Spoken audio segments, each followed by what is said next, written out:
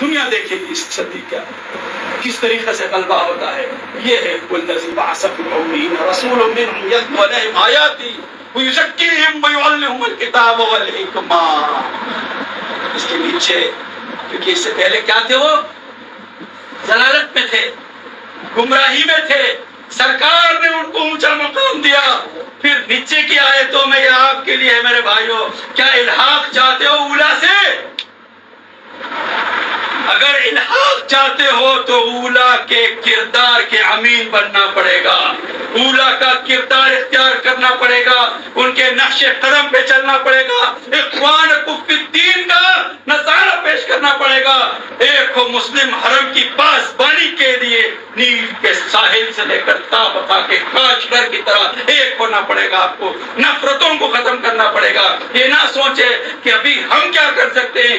اس طریقے سے مشین کے اندر ایک چھوٹا سا پرزہ جو ہے، آپ کہیں کہ یہ تو عبث ہے، اس کا تو کوئی کام نہیں ہے، اس کو نکال دیں، مشین کام نہیں کرے گی. اتنا چھوٹا سا پرزہ.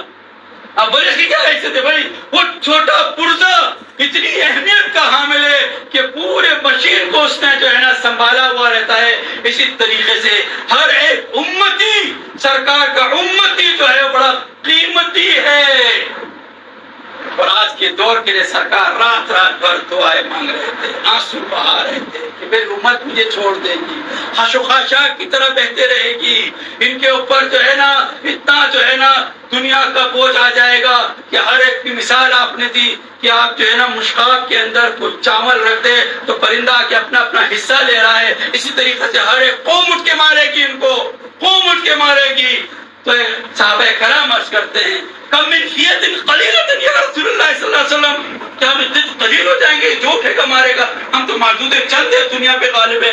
آپ نے فرمایا بل انتم کثیر، بے انتہا زیادہ ہو جاؤ گے، لیکن تمہارے دلوں میں کیا ہو جائے گا؟ وہن پیدا ہو جائے گا. پھر صحابہ عرض کرتے ہیں من وہن یا رسول اللہ صلی اللہ علیہ وسلم، یہ وہن کیا ہے؟